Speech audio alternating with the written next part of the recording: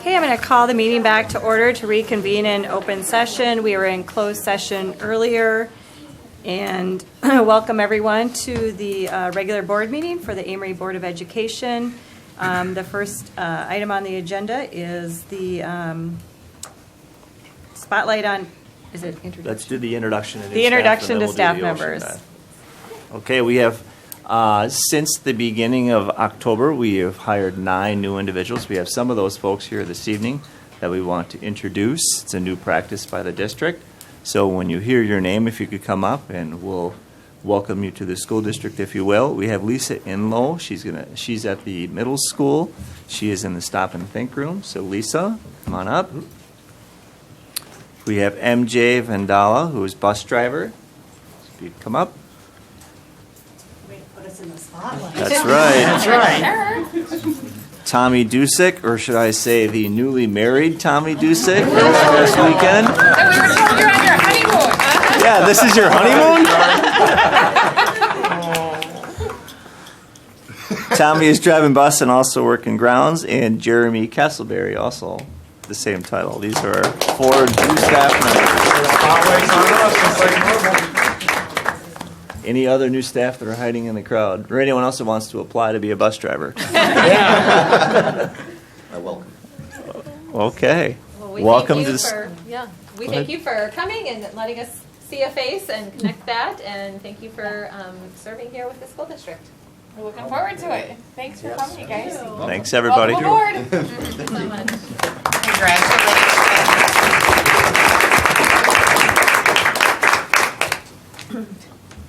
Okay, the next item on the agenda is the Spotlight on Education First Grade Ocean Dive Project. Do you want to introduce Cheryl? I would be happy to Okay, introduce. go ahead. We have some of our first grade friends here. A representative from each classroom is going to show you their ocean dive project. It's a research project, and I believe Miss Azipura is going to have a little statement that will describe it in short and succinct manner, probably better than I can. So thank you, Mrs. Azipura. Yeah, thanks for having us tonight. First graders have been really excited and busy diving into our ocean research and projects that we've been doing. So we got to kick off our project by a trip to sea life at the Mall of America, which was really exciting. It sparked a big interest for students in wanting to choose an animal of their own to do research on and to make a project to go along with it. Along with learning lots of science facts, we also took the kids through the informational writing process. So some of the classes wrote it in report form, and others made posters, and some of did informational books, actually. And some are still a work in progress because our ocean dive is actually next Monday. In PBL, the students knew the topic was ocean, and they started with a guiding question that students come up with on their own, and then they did the research and projects to find the answers to those questions. So tonight you'll see the different ways that learning is happening in all of our different rooms. There's students here from Legacy, PBL, and Montessori classrooms. And Paul, are you going up first?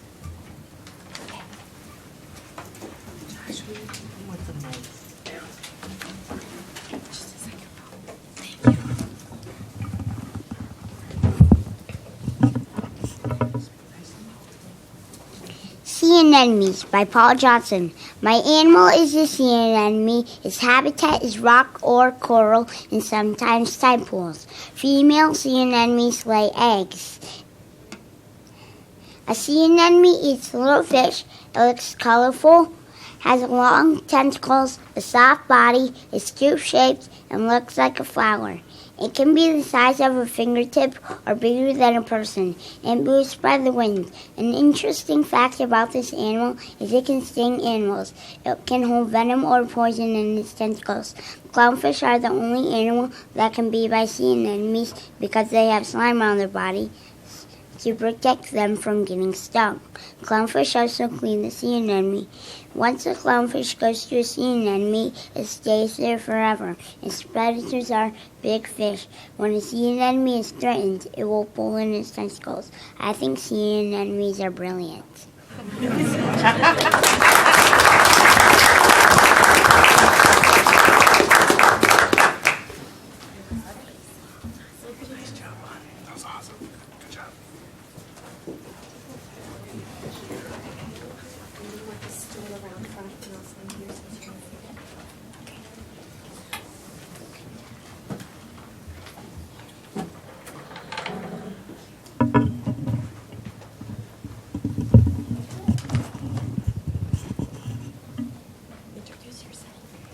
My name is Josie, and this is my ocean project. And my question is, how do blowholes work? Whales' bodies stay the same temperature even if the water is cold. After a few minutes underwater, dolphins go up to breathe. Dolphins exhale water from its blowhole.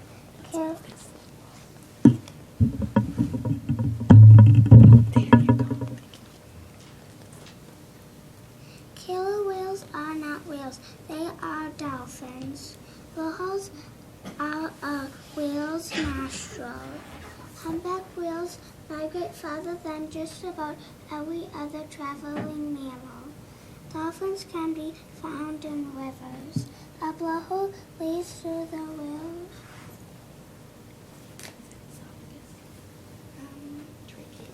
trachea and then to its lungs. Air goes in and out of a dolphin's blowhole. Young killer whales are called calves. Killer whales are black and white so fish can't see them. Killer whales live and hunt in groups called pods. Year after year, humpback whales go back and forth through faraway waters.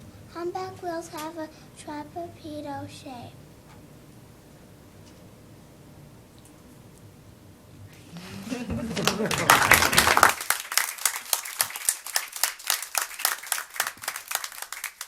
You see, in PBL, not only are they researching to answer their guiding question, but also encouraged to share all the new learning that they've encountered along the way.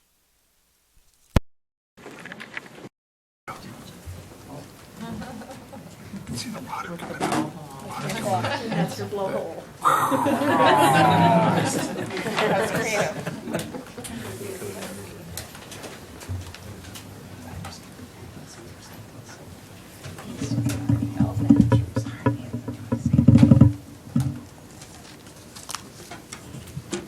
My name is Lakin, and I did a project about dolphins. Did you know that dolphins can jump really high? I chose this ocean animal because they are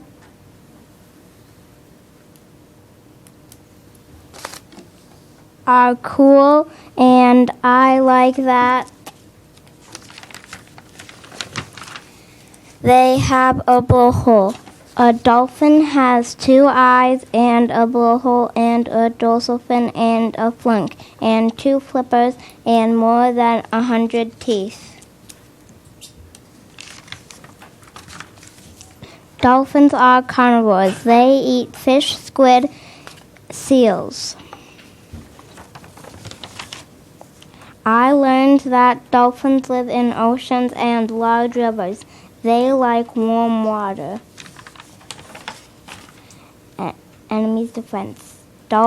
Their enemies are killer whales, and sharks. They swim fast to get away from their enemies. A dolphin's blowhole helps it breathe. Dolphins can jump into big waves.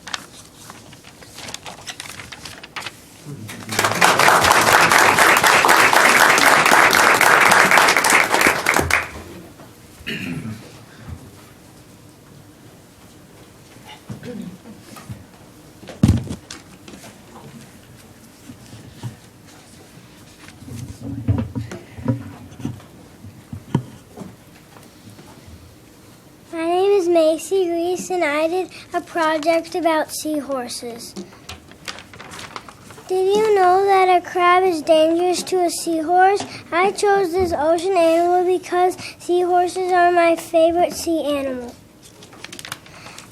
A seahorse looks like a horse, but it is actually a fish. Seahorses eat plankton, shrimp, and other small sea animals. I learned that seahorses live in warm ocean water. Their enemies are fish, French crab, and batoids.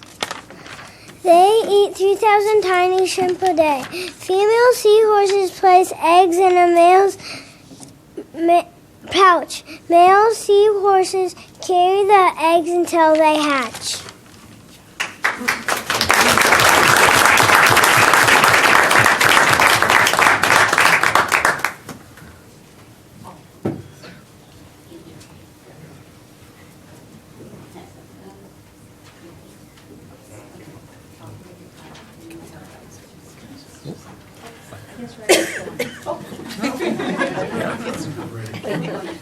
If you want to, you can. You can if you want to.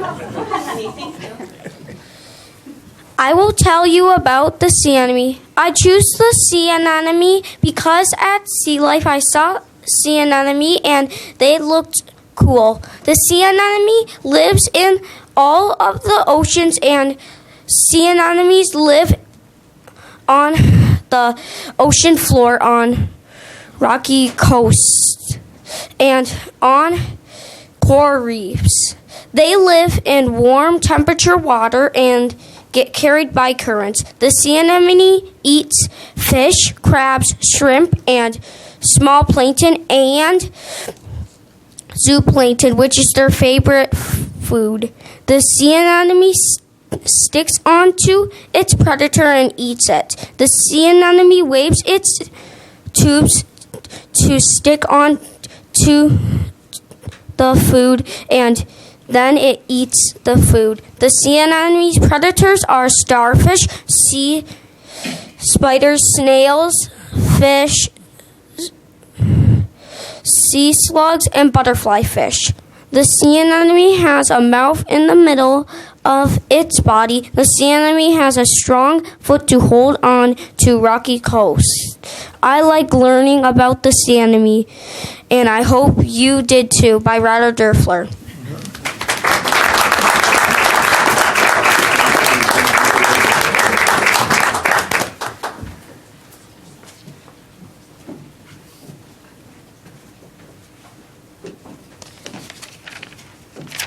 Can you introduce yourself?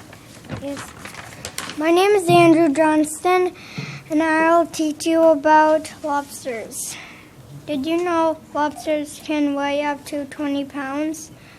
I chose this animal because it has big claws.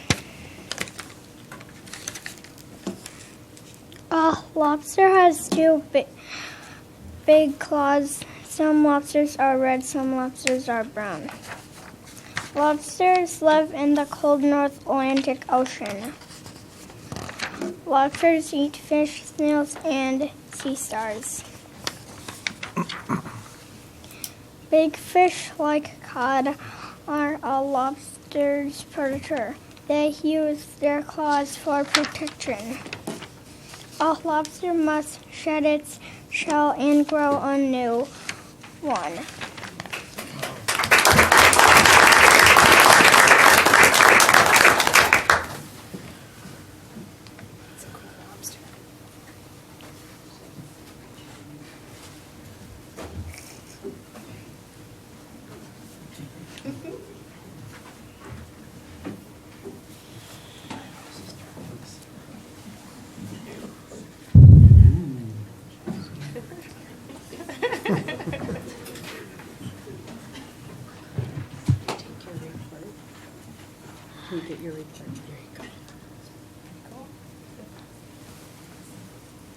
Pufferfish by Cole Durfler. Pufferfish are amazing ocean creatures with amazing qualities. Adaptations. Some pufferfish have spots on their skin. They can be 1 inch to 2 feet long. They do not have scales. Their skin is rough and spiky. Pufferfish have 4 teeth that form a beak. They have gills to help them breathe and fins to help them swim. Habitat. Pufferfish live in the Atlantic, Pacific, and Indian Oceans. Some live in fresh waters. Pufferfish like warm tropical waters best. Diet. Pufferfish are meat eaters. They eat krill and corals. They use their beak to crack open clams, mussels, and shellfish. Predators. The animals that try to eat pufferfish are tiger sharks, sea snakes, lizardfish, and other sea animals. Behaviors. Pufferfish are slow, clumsy swimmers, so it is easy for predators to catch them. Adaptations. Pufferfish have a thing called tetrodotoxin, which tastes bad and can kill animals that eat them. Pufferfish can inflate their bodies by pumping water into their stomach, which makes it easy to escape predators. Did you know there are more than 120 different kinds of pufferfish in the world? There is enough toxin in one pufferfish to kill 30 adults.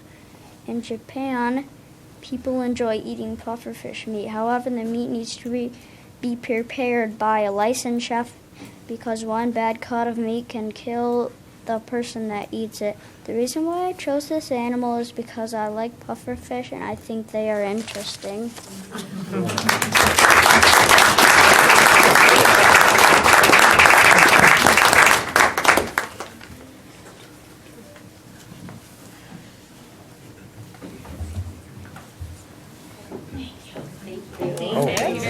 Thanks, everybody.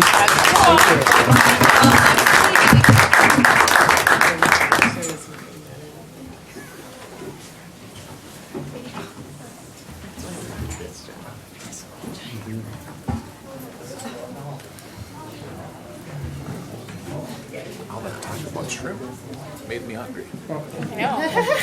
Shrimp and lobster? I could never. Yeah, you gotta cancel that out. I was thinking if they're gonna make Dad have pufferfish for dinner one night, he's in trouble. It's crazy. And just like that, the room cleared up. We're having pufferfish tonight for dinner. What have I got? You knocked over here.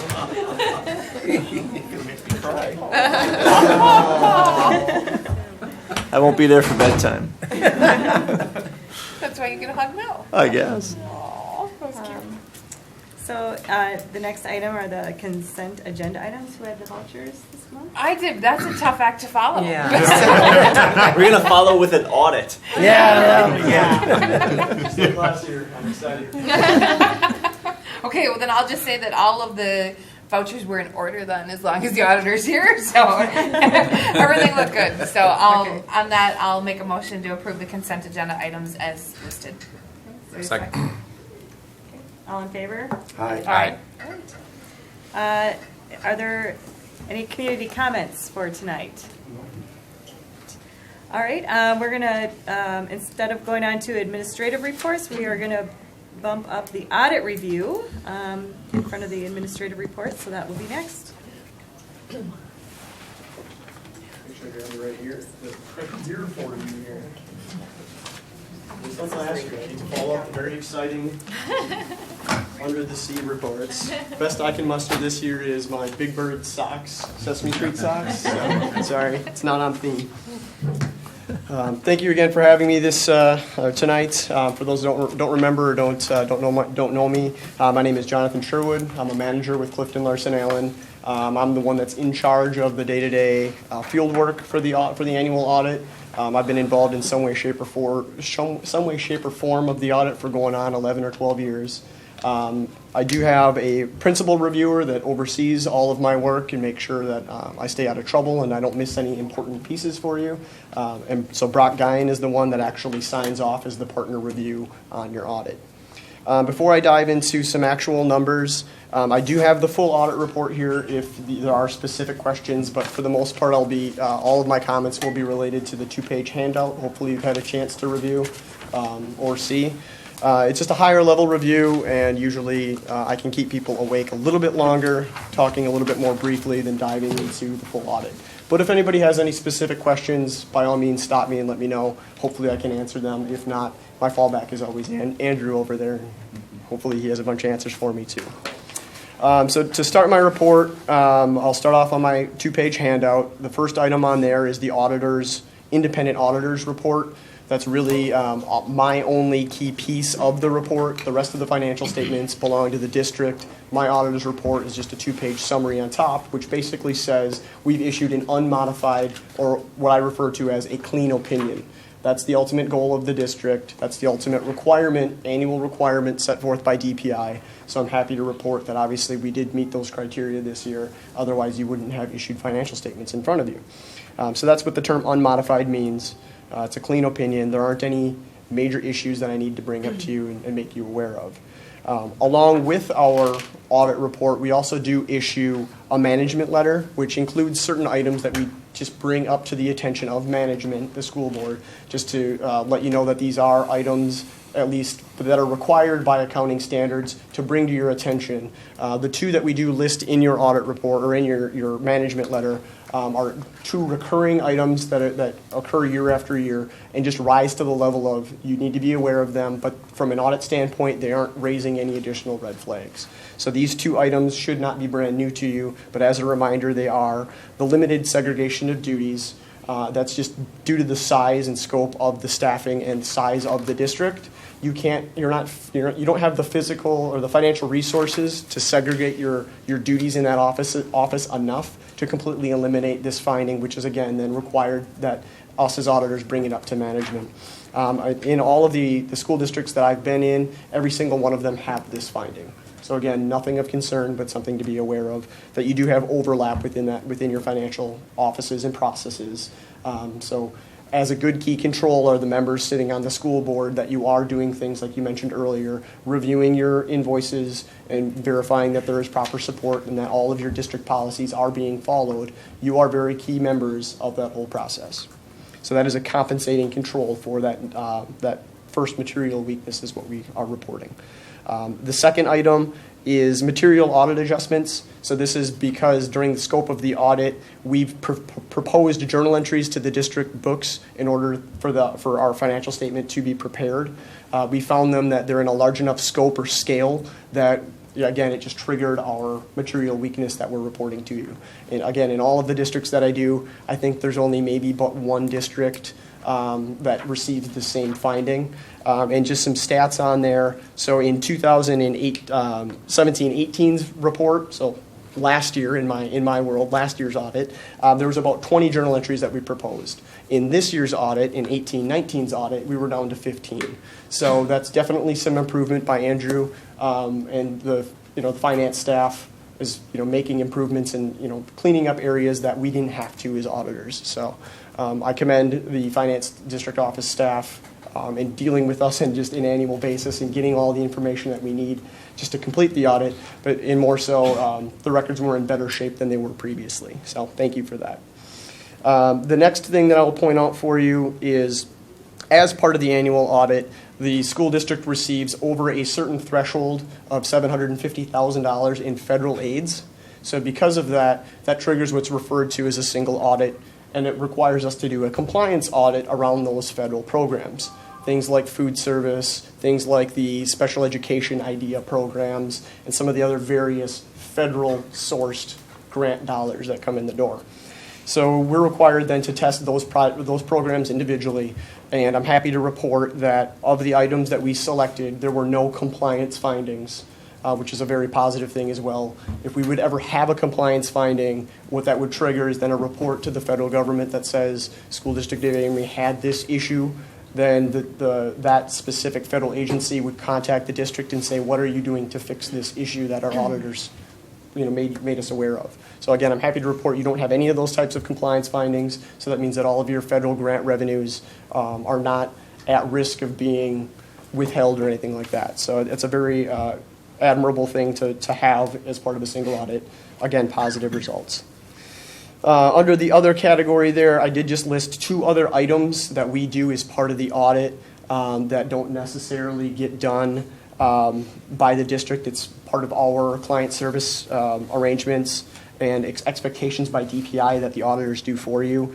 The first is the 1506 aid certification report. And that's just a submission that the auditors do to DPI to verify that what the district says, this is, hey DPI, this is the numbers that we're reporting to you. We go out and certify that those numbers are correct. So that report was also filed. And then along with your single audit, we do prepare the federal data collection form. And that is just another reporting requirement by the federal government that basically states that your single audit results are exactly as they're reported in your report.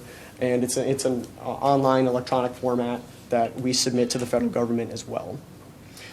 So now I'll jump into some more financial data here for you. If you have the 2-page handout in front of you, item number 2 is the general fund. So in my terms, the general fund for the audit, it's both Fund 10 and Fund 27 for those of you that live in that realm of referring to those funds independently. So it's both regular education and special education as reported in these summaries. So I have a 4-year trend, and it helps you kind of identify patterns and things that can just jump out. Hey, how is the financial health of the district doing? The first thing that I'll look at, and something that jumped off the page at me right away, which is very explainable, is cash and investments. That first line there actually increased pretty significantly over the prior year. And that is directly offset by about halfway down there, the short-term notes payable. So that's strictly a timing issue. I looked into it, and there was actually a $2 million borrowing on June 28th, so 2 days before year end. The district borrowed money to have on hand to meet all of the basically summer payroll, summer expenditures, because there is that gap in funding from when your next tax settlements come due. So very common that districts use short-term borrowing. I'm sure you're aware that you have that out there. But that's why it's kind of skewing your trend of all of a sudden you have $2 million in cash. Well, it's directly offset by that borrowing because it occurred so close to year end. In previous years, you've also had about that same level of borrowing about that time frame, but because it showed up on 6/28, that's why it's included in the audit. In previous years, it would have happened in mid-July or maybe even possibly August. So that's one of the reasons that it's out there. The next area to kind of really highlight are a series of highlighted numbers here towards the bottom. The first line there is the unassigned fund balance, and then the next line that's highlighted is your total expenditures.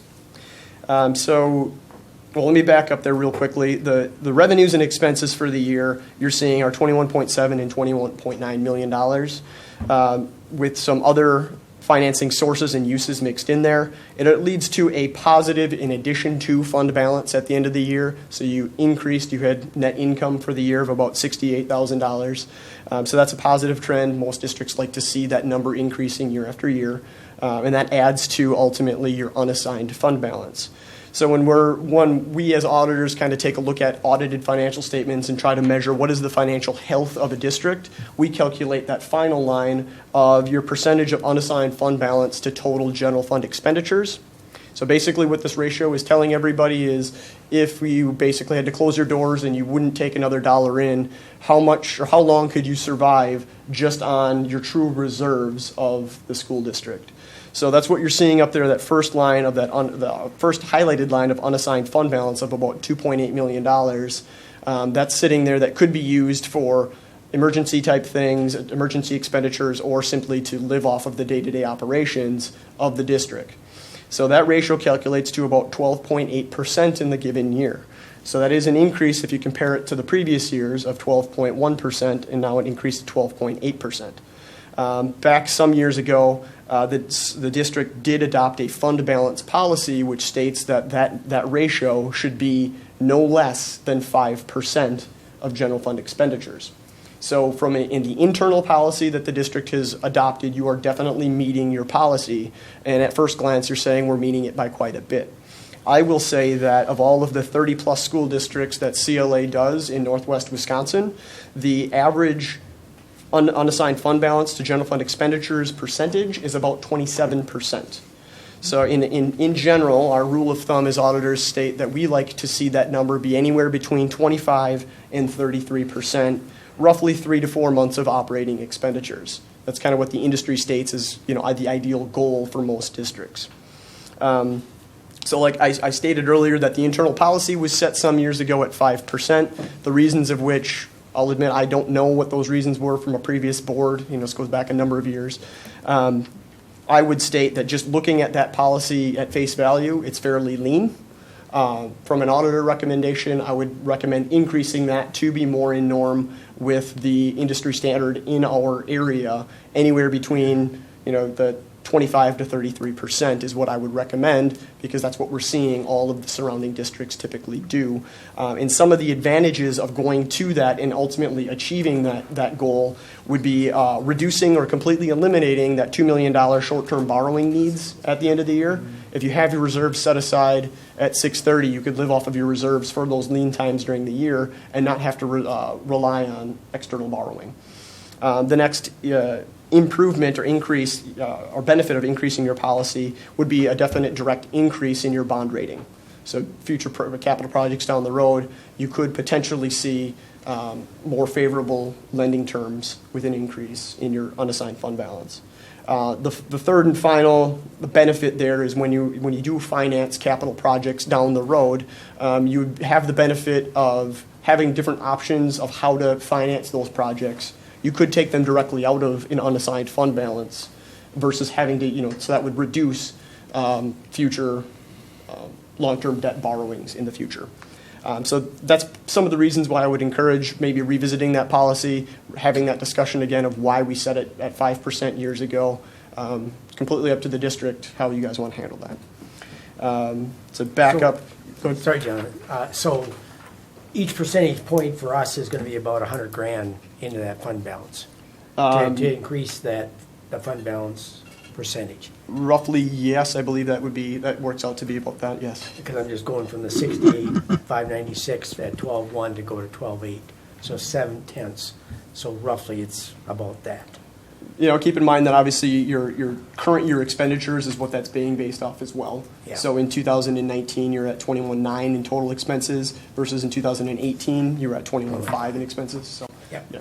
Okay. Yep. To back up as far as the other 300,000, that 303,000 that you're seeing there for that net other financing sources number, what that number actually comprises of, you actually did have 2 other capital lease items that were taken out during 2019. For the audit report, we see that as essentially long-term borrowing, and there was 2 leases that amounted to $303,000 that were taken out that basically helped pay for $303,000 in expenses for 2019. And those lease agreements were for the Dell computer lease and then an Apple lease. So that's, if you're wondering what those numbers or where that 303 came from, that's what those contributing 2 items are. Any other questions on the general fund? Can you just explain the assigned fund balance that I mentioned? Thank you, Andrew. The assigned fund balance of the $515,000 that we're seeing there as well, that's an internal assignment that was taken on 2 or 3 years ago when the continuing tech education, I believe is the title, the CTE program. It was determined at that time when those programs first started that any revenues that came in less their expenses, this is basically the leftover money, the carryover money from year to year. It was decided upon at the board level we were going to segregate those funds, and that $515,000 was going to be meant just for the CTE program. So that's an internal assignment. You're not restricted by any outside agencies. There isn't a state restriction on that. So you could, at the board level, decide we don't want to have those specific set-asides, that internal assignment just for that reason. That entire $515,000 could fold into that unassigned fund balance. Like I said, if you did want to increase your percentages, that would be one way of doing it. And it's not to say that internally that money wouldn't then also be used for that CTE program, but they're not earmarked very transparent on an audit report. $515,000 is set aside just for CTE. So. And my understanding was that was going to be used for the startup for the process, and it kind of, we're already through that process now, so that easily, the plan was to roll that into our regular fund balance, so you'll see a jump in fund balances next year if we roll that into the regular unassigned, so. But accounting-wise, that's still accounted for separately. Oh, yeah, it is. Yeah, this is just fund balance that they, like I said, it was something like totally set aside to start up the program, and we never did use that fund balance towards that, so it makes more sense just to roll it back into the regular assigned, so. But as for the accounting of the CTE project, that's totally separate. That's a different issue than this, so yes. And that would have to be taken up at board action at a different time, right? No, there isn't a board action required to roll that into it, but, because it's already, there's no restriction on it. It's just set aside, so. But there was board action taken on keeping it separate, right? And that's the discussion we had on that, so. I would state it that the board action, there was board discussion that the board was made aware that this was going to be done, but there isn't a resolution that needs to be passed in order to roll that into unassigned fund balance. The assignment, again, is just internal, and it really is an accounting mechanism. There isn't a state statute or anything that you need to satisfy to roll this in. The assignment strictly is an accounting, generally accepted accounting standard. There isn't any requirement that you would need to do a resolution to move those funds. It's more about, let's make the board aware this is what we want to do and this is why we're doing it. So I would encourage board discussion, but the direction of the board would be, Andrew, yes, we want to roll those funds in unassigned fund balance. Right, that would require board action on a motion, though. That would not necessarily a state statute, but that would require board action. Yep. Okay. And why wouldn't we want to do that? Precisely, yeah, that's because it's basically self-sustaining right now. Our CTE program is for the house that we're building each year. Basically, we were building it, and their revenues exceeding the expenses for the house, so there really isn't a need to have money set aside for that any longer. So I would say, meeting down the line here, we'll probably come forward with that as an action item and move that in. So it's I think personally, it's a better reflection of where our fund balance is instead of this, way it's listed now with the unassigned only. So I look at it, he looks at it differently. I look at it as both combined together, and that'd be, I wouldn't say quite a bit, a few percentage points higher of fund balance. So Is that why it dropped? Because it went from like 15, whatever it was, to down to 12, or 16 down to 12. We just lost.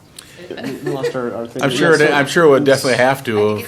Whatever year they did it, it definitely would have dropped. It went from, and the assigned went from 29,000 to 654,000. So obviously the assigned went up a lot, and then our percentage dropped there. So yes. So the CTE program started, I believe, in 2015, if I'm remembering my historical data that's off on my spreadsheet that I used to create this handout. So I believe it started in 2015, and this was an additional program at the time. It wasn't something that that the district was going to rely on that money for operations. And again, I don't know exactly why they wanted it spelled out separately. So, is there an advantage or a disadvantage to? Humor me for 2 seconds, and I'll give you both sides. The advantage would be it's very transparent. That's what GASB 54 was meant, which required us to basically spell this out for you. It's very transparent. Somebody made the decision, and it was agreed upon by the board that they wanted these funds specifically set aside to show that they're used for the CTE program only. And yes, I'm sure it would benefit you to show how that program is doing. So when it was getting off the ground, it built up a reserve. And like you're saying, we build something and we sell it. Do we have a gain or a loss? Did we make money or did we lose money on that transaction? Well, for that first year, you lost money from 16 into 17 because that $41,000 became $29,000. So it decreased, meaning whatever project you did, you incurred expenses and didn't have revenue, or your revenues didn't cover your expenses, one of the two. And then going into 2018, then we had a large gain. We had $654,000, meaning we took in a heck of a lot of money, and the costs that we incurred during 2018 didn't amount to very much because it grew to such a large balance. Now from 18 and 19, we're back down just a little bit again from $654,000 just in the CTE program down to $515,000. So you lost money during your CTE program during that fiscal period. So that would be the benefit of keeping it together. So you could specifically, on paper, very clearly, very transparent, see the CTE projects in total. If you did roll them in, the advantages of rolling them into the unassigned fund balance, clearly it's going to increase your unassigned ratio down at the bottom. It's going to increase that number, that percentage. So that would definitely benefit all those three benefits that I was speaking to earlier. It would directly impact that decision. Is that a negative thing or is it a positive thing? I mean, it's the transparency from the board. You could still get the CTE projects. You could still get those reports out of the system every year. Did we make money? Did we lose money in that CTE project? You can still get those reports internally because they're still being tracked that way. That's how I track them too, is I track them independently like that, revenues and expenses, and pretty easy to see how much profit we made on it selling the house, and that gets rolled right back into the program. So that's kind of how that works. So If we roll those together into one and that bumped up that ratio to, let's say, 16% or 15%, all that's really doing then is helping us get a better rating for... A better bond rating would be the first thing that you would see. And then, like I said, it would start reducing your short-term borrowing requirements as well. Obviously, it's not going to solve it instantly because you still needed that during the given year. Right. So I guess that's my question. How is that helping reduce our short-term borrowing if that money is really not to be touched? Because it's really not to be touched if it's designated for a certain program. Then we can't really touch it through those lean times to make payroll or anything like that. The short answer is yes, you could touch it during those lean periods as soon as you roll it into unassigned fund balance, and technically you're living off of some of that money anyways, and side conversation there. But for the short answer is yes, it would reduce the amount that you would need to borrow just by rolling that in there. But you would still, to your point, you would still need to continue to work at adding, just bringing it from 15%, that 12.8% up to 15% isn't going to eliminate at this point. But it would be a starting point to help build. Our goal is to take that 15% and get it to 25 to 30%, because then when you get to that level, you are for sure going to start seeing the benefits of reducing your short-term borrowings. So even if you go from 12 to 15, you're not going to see short-term borrowing savings. Right. But down the road, yes, and that would be a larger discussion of how you would get there.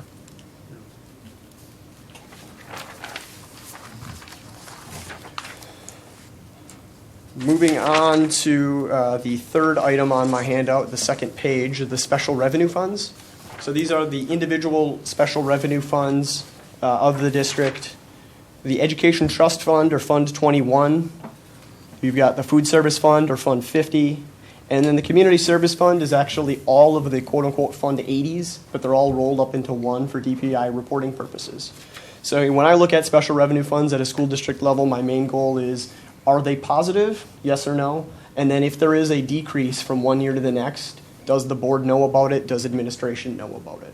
So looking at your educational trust fund, it increased. It has a positive balance. Those are all your gifts and donations to the district. That's a good thing. Internally, they're being tracked. You should know what's in them and what the purposes are. And that's being done here. So I really have no comments outside of they look good. Your food service fund, it went from $280,000 down to $270,000. Still positive, still a good thing. We should at least know why we had a decrease, and I believe there was some capital equipment that was purchased for Fund 50 during 2018, which explains why you have a decrease.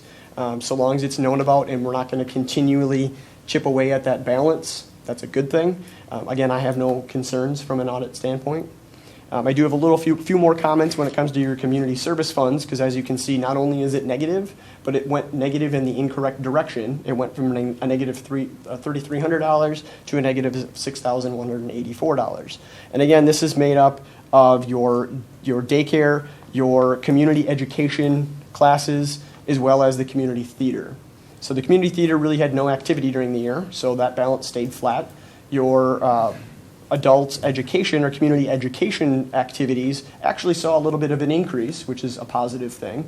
And when I look at community ed classes like that, I expect them to basically break even and make a little bit of money. You want to keep your fees as low as you can so you still have that community interest in your programs. That's most districts' goals. The issue, basically the activity that had the loss, that created the larger negative, if you will, is the childcare, the daycare activities. So there was just, the costs were greater than the total amount of revenue that came in. So long as it's known about and that discussion is being held as to maybe you need to either increase fees or work on collections more, or some sort of activity needs to happen with those daycare activities, because ultimately you want them to be positive. So, outside of that, it's not alarming that I see this, because as the trend over the last number of years, you see in 16 we were at a negative $19,000, and now you're down to a negative $6,000. So there's vast improvement in those activities overall over the last number of years, but still some work to be done, specifically in the daycare activities. Any questions on special revenues? Moving on to this, the debt service funds. Your debt service funds are Fund 38 and Fund 39, referendum required debt and non-referendum debt. So these are all combined for your audit purposes. And these balances quite frequently, they fluctuate from year to year is what I'm looking for. And what this represents is the reserves on hand at 6/30, basically to meet your next debt service required payments. So the reason that it increased from $1.2 million to $1.4 million is simply because there was a debt issue last year that was required to have an additional payment during 2019 that wasn't there in 2018. So that $1.4 million is set aside to meet future debt service requirements. Item number 5 are your capital projects funds, or your capital project fund in this case. You have Fund 46, which is your long-term capital project balance.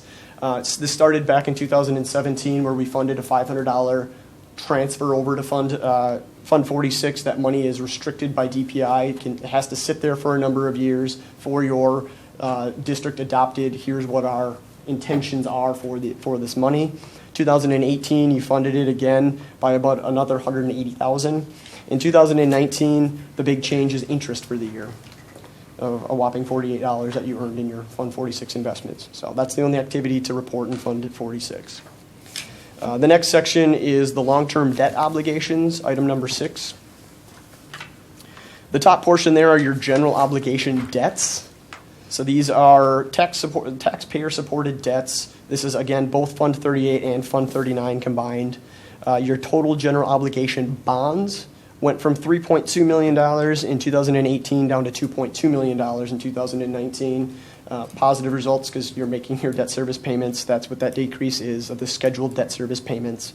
You have 2 GO bonds that are still out there. One of them will fall off here in October of 2020, and that's a $1.7 million payments that will be falling off during the current fiscal year that we're in currently right now. The other is about $485,000, which expires in 2023. So those are the 2 issuances of when those fall off. And then, as I previously mentioned, the new item there, the general obligation notes, we issued a $355,000 GO loan during 2018-19, and then the reason that it's now $310,000 is we made the 2018-19 required payments. So that's the new item there for you. Under your other long-term debt obligations, there aren't any items that basically directly impact your Fund 10 budget or your other funds budgets. These are all items that basically roll up, and these are the total liabilities of the district. The one that vastly skews the data in the column, unfortunately, but it's a required piece, is that net WRS pension liability / asset that's on the books. I highlight this one and point it out to boards because it takes me a lot of work to calculate this thing year after year, and unfortunately most people don't really care about it, but that is the real reason of why there's such a large swing. You're looking at $3.4 million in total for all of the balances last year, and all of a sudden you're up to $7.4 million. In short, it's the WRS system in total. It's the school district of Amery's liability portion because the WRS system is very well funded. Unfortunately, in 2019, it was like 99.2% funded, versus in 2018, it was like 102% funded. So the assets on hand down in Madison didn't do as well as expected from 18 to 19. So that's literally the only difference. The last items there that meet up there, there's some statutory required. How much debt can the school district legally take out? The general obligation debt limit is 10% of your equalized value. And again, your GO debt was that very top, those first two items that I was discussing earlier. In total, you're only using about 2.8% of your legal debt limit, which is a very positive thing. It's a very low limit. From a district standpoint, you will never, very rarely, if ever, get to 50%. I have had districts roughly in that ballpark. And that's right after they pass a lot of bonds for resolution to build brand new school buildings. And then that's pretty much the max that most districts get to, simply because mill rates get pretty out of hand as soon as you get anything much larger than that. There are some factors to go a little bit above 50%, but you'll talk to financial advisors if and when you get to that limit. 2.8% is very low. You have quite a bit of debt capacity for future capital expenses if needed. Any questions, concerns from the numbers? Just on this number 5 capital projects fund, is that a board action item? The establishment of Fund 46 would have been a board action, yes. And transfer of money to it? Yes, you would want to be involved in that discussion of funding that, yes. Then, real briefly, I will note that some upcoming changes that are affecting this fiscal year that will drastically impact the numbers that I report for next year. It's a lovely thing that we in the industry refer to as GASB 84. What it's going to basically mean is currently your Fund 60s, which are your student activity funds. Hopefully you've been in some of the discussion or have been made aware of some drastic changes that a lot of those activities are no longer are going to be considered by accounting standards as well as going to be considered by DPI standards as being allowed to stay in Fund 60. You have quite a few Fund 60 accounts currently. They're going to be moving, and where they're going to move is either going to be into Fund 21, so your education trust fund, or they're going to be put under the umbrella of the general fund, Fund 10. And that's just a requirement of the change in accounting standards of how we have to report things and how we're going to be required to report things. I usually like to give a caveat to district administrating finance staff that be prepared. Some people out there might think that you're quote-unquote stealing money at the central decision-making hub. That's not the case. Their funds typically used to carry over, and it was very apparent to a lot of faculty advisors that this is exactly how much I have left to spend. This is my carryover from last year. Unfortunately, the accounting rules and the accounting laws say we can't do it that same way anymore. Those funds are going to be reported just differently. So if there are any blowback by any faculty advisors, you can route them through the district office. I can definitely take questions as well as to help find financial reporting tools to give them that says, no, they're set aside, they're still going to be there.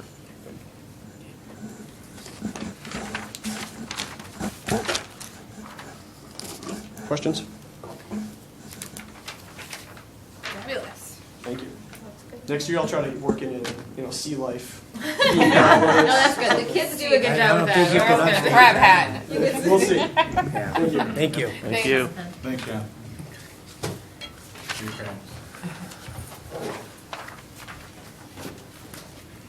Okay, I will go back to administrative department reports and start with administrative reports. Okay, I have two items real quick, and then I'll turn it over to these folks. Winter Ball, which was previously scheduled for this past Friday, has been rescheduled for February 1st. That's a Saturday, I believe, Saturday, February 1st. And the second item, February 11th, the board, myself, and George Sigsworth are going to be doing a tour of the school campus to look at our facilities needs. We haven't done that probably in well past a decade as a group, if ever. And to simply get the lay of the land in regards to our buildings. We do have some aging buildings. They're elementary and they're high school particularly. So we're going to take a look at those. I'll pass it over to Josh. Okay, so we're at the midway point of our winter sports season. I'd like to point out that we're having a lot of success with the We Are Network as well. Getting a lot of views on that. Our girls are live right now if you want to watch Amery versus Grantsburg. We've got a full week of activities all week long with the exception of Wednesday, so home events all week long. So go up and watch our kids. We had a couple of fun events going on here recently just before Christmas. We had a stage hypnotist at the high school. The kids had a blast that day. It was a fun way to kick off before break. We had a number of kids participate in honors band up at Unity last week, both jazz band and concert band.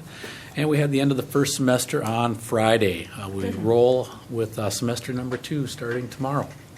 We want to give a special thank you to Polk Burnett Operation Roundup. We were awarded a $1,000 grant, which we're going to use to cover transportation costs on our junior college day, April 9th. On that day, we have our 9th and our 10th graders who are doing the state-mandated ACT Aspire. We need to find ways to get the juniors and seniors out of the building to create a good learning environment, and we've been able to secure funds to take our juniors on a number of different college tours, so we're really excited for that. Some future events coming up. We've got Snow Week starting next week, and it looks like the weather's going to cooperate with us with temperatures in the high 20s and 30s, so hopefully we can have some winter-related activities associated with that. We have ACT test prep coming up, basically all of February, one day a week where we are specifically hitting certain target areas. February 10th, we've got our freshman registration day for 8th graders. They'll be coming over, getting tours of certain areas at the high school during the day, and then that night they'll be coming back to meet, bringing parents with, and we'll go through the whole process of registering them for high school. We've got our Youth Rec Fair on February 11th at the high school, 6:30 to 7:30. All sorts of clubs, organizations, sports activities will be there signing up all of our youth throughout the district. And we have the military ASVAB test coming up on February 13th. And your speaker on the 30th. Yes, that's right. We do have a guest speaker, Dave Reavers, coming to us next week on Thursday. Derek Meyer has helped me line that up. We had him approximately 8 years ago. Fabulous motivational speaker who spent some time in Vietnam, has quite the story to tell, so we're excited about that. Yeah, and we're excited. They've invited 7th and 8th grade to join them, so we'll have a bigger crowd, and I think we're going to have it in the gym this year. Get ready for when he plays the piano, because he says he plays by ear, and he takes his ear off of his head and puts it on the piano. It is quite a sight. As Josh said, we just completed our first semester. Really appreciated the in-service day today. We had staff that really did a lot of work at the middle school working on project-based learning programming, PBIS, and behavioral programming. We went over data and had a really nice discussion. Teachers had time to work on some standards and working towards our PLC process as we really are getting ready to take that big leap next year into a standards-based report card. So they're working on a lot of assessments and rubrics to go with that. We just completed Prairie Fire Theater between the intermediate and the middle school about a week and a half ago, and they performed Sleeping Beauty. It was pretty interesting. I think it's like the 22nd Prairie Fire Theater I've seen. I've seen all of them a couple times now, so it's kind of fun sometimes to see how each one takes on it. We just kicked off last week our Gifted and Talented Quiz Bowl, which is a 6th grade GT program, and it's been a really fun way for those kids to get some extra academic competition built in. And in 2 weeks, we kick off our main project-based learning unit at the middle school, which is our Genius Hour, and staff worked on that as well today, getting ready for kicking off that program and doing some of the larger group sessions and then breaking down into their individual driving questions as they then move forward with projects very similar to what you saw today, but on a middle school level. So, okay. The only thing that I would add about Prairie Fire is after it was done, there have been a number of strep throat and influenza B that somehow got spread through quite a few of the kids.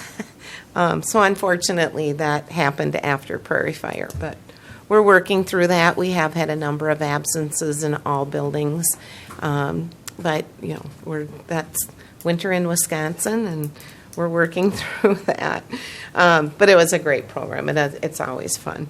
Our teachers at the intermediate school finished up some benchmark testing in reading and in math. And as Tom said, really appreciated today. We worked in our PLC teams. We actually even had an hour of vertical teams that met K-5 and 612.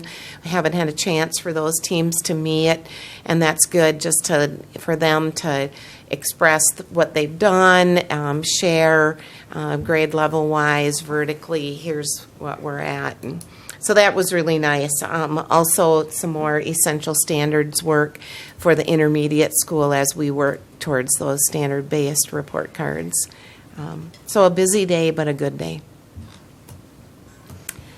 Okay, our 26th, 26th annual family read-in, Put Up Your Feet and Read, took place, and that is basically a reading incentive program to encourage our children to read. Our motto at the elementary school is Readers Read, and so we had T-shirts printed that say Readers Read on them, and socks printed that on the feet say Readers Read. And so every Friday for the next 4 weeks from 8:45 to 9 a.m., the entire building will be reading. Cooks, custodians, teachers, students. So if you are in the building, plan on putting your feet up and reading. As the other members of my team mentioned, the in-service day today was just wonderful.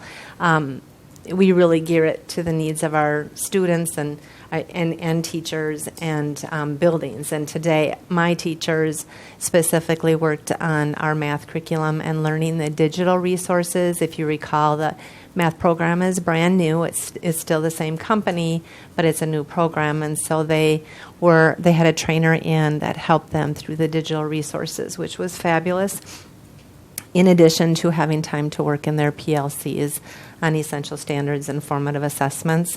As Ms. Schock said, we just finished our benchmark assessment testing, which is a really fun time of year because we get to see the growth that our children have made, and we also get to plan for interventions for those that need it. So we're really diving into data, and teachers had the opportunity to do that today as well.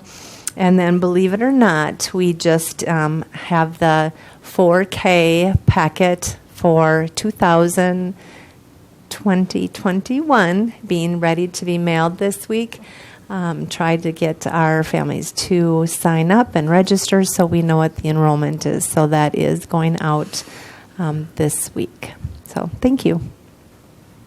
Just a quick update on in-service, and I'll just continue to beat that drum on what a good use of time that is for our staff. If you were a special education staff member, you not only participated in your building's PD this morning, but then also came over here to the intermediate library and participated in a 3.5-hour social skills training. So we had 17 teachers, 3 counselors, our school psychologists, and they were learning from Dr. Christine Peterson, Dr. Jess Muzinski, and a retired school language pathologist out of Ellsworth. And it was all focused around social skills, developmentally appropriate lessons for helping students be more able to demonstrate positive social skills behaviors, and for us to reinforce those as well after teaching them. So it was a good opportunity for staff, and I thought a nice collaboration from those UW staff were able to put that on and join. Then also we had crisis prevention training. That's for at least one of the new staff members hired participated in that today. Our effort is whenever we have new staff coming in that are going to be having a lot of student contact, that they just get that training, which helps with any sort of de-escalation of behavior and just how to support students, again, in a safe, proactive way. So we think that's a great way of onboarding new employees in the district that are having contact with staff on a regular basis. So those are a couple of things, and just would echo that, again, thank you for that opportunity to work with staff. Great, thank you. The next administrative report is the transportation report by Mr. Tom Olson.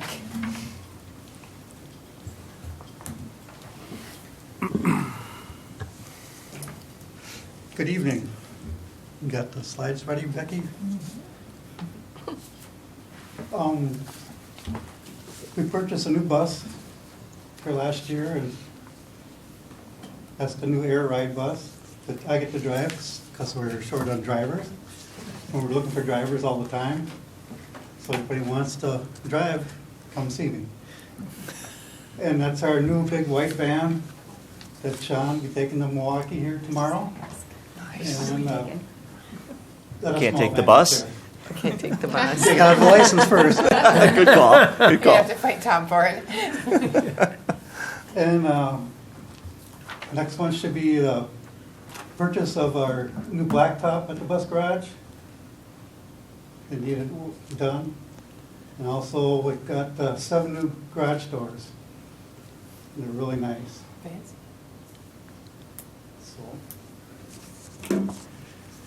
First, okay. We still have 14 bus routes, and we're short on bus drivers, and I'm driving. That's one of the routes. We have 13 van drivers, 6 in the morning, 5 in the afternoon, and 2 during the day. The 2 van drivers during the day average 24 hours a week.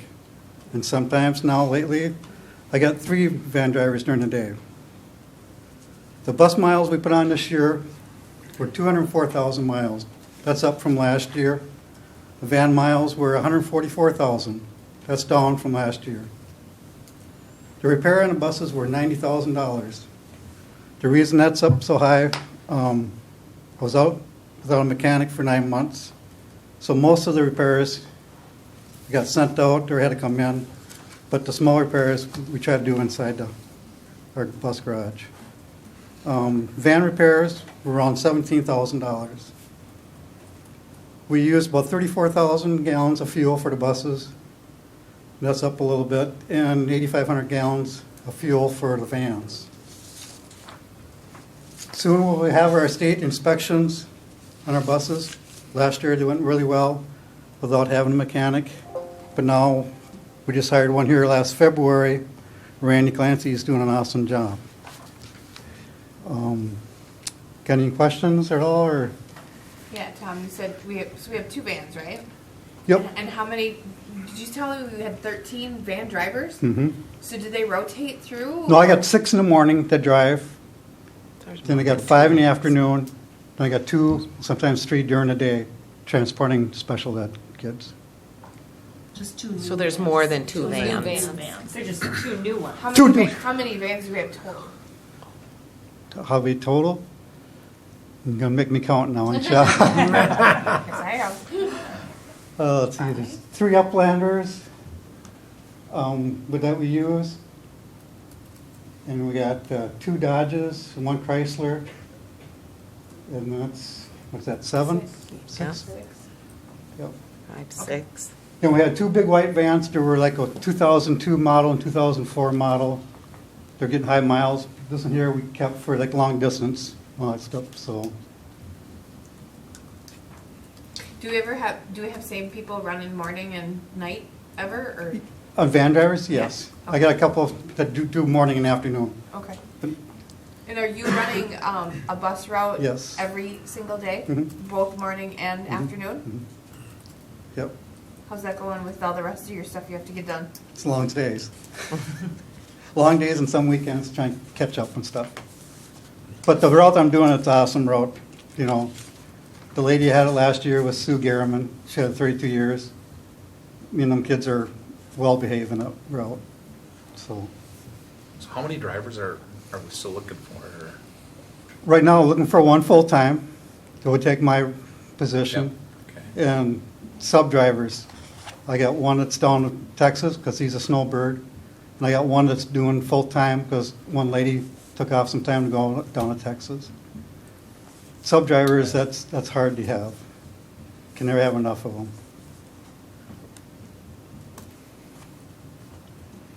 And this is just you already went through them, of the staff and everything?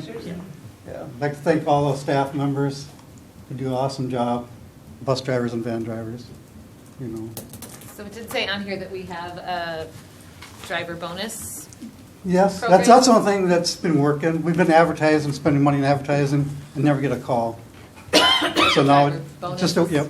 now just a word of mouth, and that's worked twice. As soon as I get one, then one leaves on me, so that, We have a bonus for signing and a bonus for referral. Referral, Right. yes. And we're coming out actually ahead because all the money we were spending on advertising and getting no one, we were Yeah. wasting money. mhm. Right, right. And that's around all districts, the whole state, the whole country, is short on bus drivers. It's, I don't know what the solution is for that. Yeah. I think that's why we went with the bonus program. Mhm. And then it says added another transportation assistant. That was, I guess I should ask. That was Tommy Dusick and Jeremy. Yep. That's what I Yep. thought, but- And they got their license, so that helps for sub-driving. And they've been driving some. And Jeremy and Tom split with grounds. Yep. Depending on what work needs to be done, snow Right. removal or bus or in buildings when it's cold. Are they both full-time then? They are. Yep, yep. Okay, so they're full-time between transportation and grounds? Yes. Mhm. Got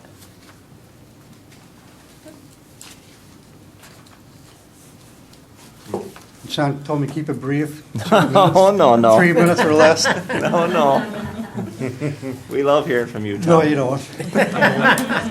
We do. Yes. It's like a Yes. mysterious little portion down there that you've got going on. We like to hear about it. Well, It's well, important. get a bus license, you'll come. You do not want me to have a bus Yes. license. I'm not so sure that Char could drive Everybody bus. says that. I'm just telling you. Oh. So, all right, well, thank you. Yes, thank you, Thanks, Tom. Thank you. I'm the only one that don't. Take away the bus referral slips if Char's driving. You won't need referral slips when you're driving. Take care of herself. Okay, now on to informational items. We already covered the audit review, so the next one would be the school board convention. Aaron Hosking. And you. Sure. Well, we're leaving tomorrow, midday, head down to Milwaukee, Wisconsin Association of School Boards.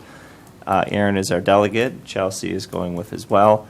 It's sort of the epicenter of all things education. There are folks from all over the state that we do business with, including people such as Baird Financial and some of our 403B vendors, a lot of contractors for potential work in the future. There's a ton of stuff going on, and further, there's a lot of networking possibilities throughout the state with people that are doing similar work.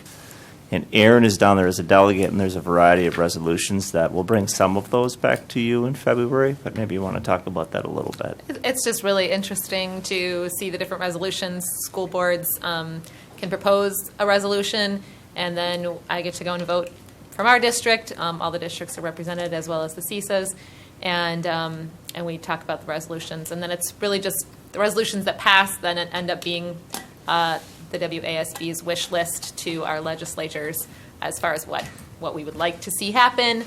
So there's requests or resolutions for money for mental health, more money for busing, different resolutions about being able to combine school districts or do grade sharing between school districts. So there's just a lot of interesting resolutions that school boards have proposed. I'd say 2/3 of the resolutions have something to do with school finance. Everyone's feeling the pinch and trying to be creative about it. So let's ask the government for more money. That may be happening. Okay. The next informational item is the physical education credit. I guess it's. Well, the document you see on the screen is the Act 105. That's a DPI product that gives you not only the possibilities that exist, but also, in addition to that, the guiding questions that you need to entertain. There's quite a few, though, like maybe a dozen or so. And there is a variety of perspective on this. This is an informational item, and we would like to have discussion with our administrative team, our FIED staff. Some of them are here, and with all of you, and see if we can figure out how we want to proceed. So I'll turn over to you, Chelsea. Well, it's my understanding that you need 1.5 physical education credits to graduate. That is correct. And it's, I guess, optional that the school board, which we don't have that option right now, correct? That we may allow a student who participates in sports or another physical activity to, I I guess, in lieu of 0.5, they can't do, they're only allowed up to 0.5, I guess, waiver if they are in sports or another physical activity, which would be a policy established by the board. In lieu of that, they could complete an additional 0.5 credit in English, social studies, math, science, or health education. We do not have this policy, but I guess as presented on screen, there's several issues to address whether or not we want to, I guess, put this as an action item in the future. And it's my understanding that there's staff here that wants to speak or I think there's a opinions. recommendation Okay. that Josh and Tom would like to speak. Yeah, to. we have a number of staff that have some questions and would like to have a dialogue if that's available at this time. Okay, I think you guys can come on up. So we've got Justin Chu, Jesse Rose, and Mike Kelly from our FIED department. I guess if you go through the questions, you look through them in great detail, and are able to answer those questions, I think your minds would say definitely we don't want to do this. We're all coaches. We have obviously a very high regard for coaches. We know they work hard. But when it comes to implementing the standards of FIED into their athletics, I don't think that necessarily happens. Actually, I know that doesn't happen for all the sports. I look at what we do as FIED teachers is we want to focus on a healthy lifestyle, and we want to have students learn the knowledge and the skills that apply to many lifetime sports and activities. And if you're specializing in just one, you are not getting that at all whatsoever. So that's a huge concern. Are we hitting those standards? Are they demonstrating competency in the variety of motor skills and movement patterns? If they did dance, yeah, they would probably hit all of them. But other sports, they probably aren't. Are they applying the knowledge, concepts, principles, and strategies and tactics related to the movement performances? Their coaches coaching them in a specific event or a specific position. So they're probably not getting those. They're not designing their plays. Their coaches are. They're not designing necessarily their means of being successful. Their coaches doing that for them. And in FIED, we really encourage kids to design their own plans. And that's our goal, is that they can design their own plans so they can go out and then be successful later on in leading a healthy lifestyle. We know that physical activity reduces anxiety. It's a huge issue for many of our students. Increases brain activity. Obviously, we want that for our students, and this is during the day. Higher self-esteem, better self-image. We obviously want healthy students. It's maintaining a higher level of antibodies, decreasing the chances of chronic illness. Now that's in a lifetime, and a positive mood. We want kids to be happy to be here and show that. And really, in my opinion, we should be looking at more opportunities for kids to be active throughout the school day. Not just after school, but throughout the school day for the entire school year as well. Other things, are they demonstrating the knowledge and skills by achieving and maintaining a health-enhancing level of physical activity and fitness? That one they probably are through sport. But throughout a lifetime, are we really teaching them in football or other sports that usually are not done after high school? Probably not. But we really are pushing those that we want it for a lifetime, and we want people to be healthy. Exhibiting personal responsibility and respect for self and others. Now, this is kind of a knock to coaches, I understand this, but as an athlete sitting there and watching their coach, I see so many coaches, not only in high school, but in college, yelling at the officials. What are we drawing? As FIED teachers, I've never seen a FIED teacher yell besides positive things. And that's what we do, and we practice that all the time. Very positive with all of our kids, and we want that obviously displayed in our classroom, and we really drive for that. And then lastly is recognizing the value of physical activity for health, enjoyment, challenge, self-expression, and social interaction. And as an athlete, I would say the only thing that I really did in high school for going out for a sport or college was because I really enjoyed it. I loved it, and that's why I was there. I didn't even think about the other parts of health, the challenge necessarily, self-expression. Now I look at it as self-expression, but I didn't at that time, and social interaction. But I really think as a department, as physical educators, we focus on those standards, and I don't necessarily think at all our coaches are focusing on those standards. So that's my big concern, and I'm assuming the rest of us feel that way. Yep. Anything else you want to say? Absolutely. And kind of to summarize what Justin said with, he was going through the physical education standards there and what we were hitting. Our coaches, great at what they do.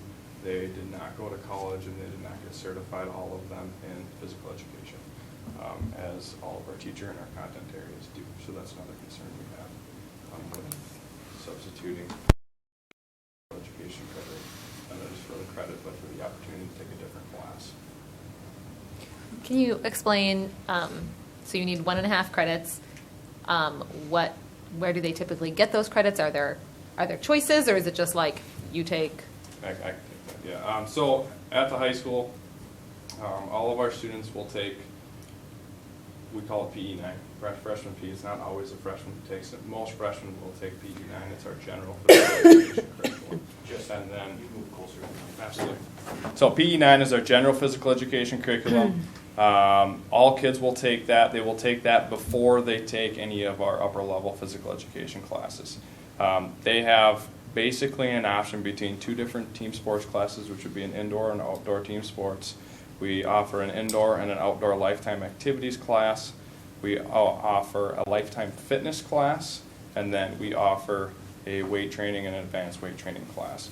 So we kind of split it up into more of your team sports, weight training, and then we have the other 3 options of the lifetime activities, the indoor and the outdoor classes, and then the lifetime fitness class. So our students who are more geared towards those athletics, they love the competition, they normally will kind of fall in those team sports. They have those avenues, the weight training, and then our kids who are a little bit enjoy the lifetime activities focus, they can take the different lifetime classes and the lifetime fitness classes that focus more on that lifetime side of things, a little bit slower pace and less impact type exercises. So they have, if you count both advanced and regular weight training, they would have 7 different options of electives to take to fill the other 1 credit. Each class is 0.5 credits, so they'll get 0.5 for the freshman PE, and then they'll have to take 2 more options to satisfy that other credit. Okay, and I understand there's like a skinny or a 0-hour class. That's what I'm trying to say. We did run a 0 hour. We did not last year. We did not have the interest this year to run that. Okay. We do run I forgot about that one. We do run we call it skinny FIAD. It's a general FIAD class. We run that opposite of band and choir. Okay. And during our skinnies, that is very general FIAD curriculum. It's PE9 plus we add a little bit more in there.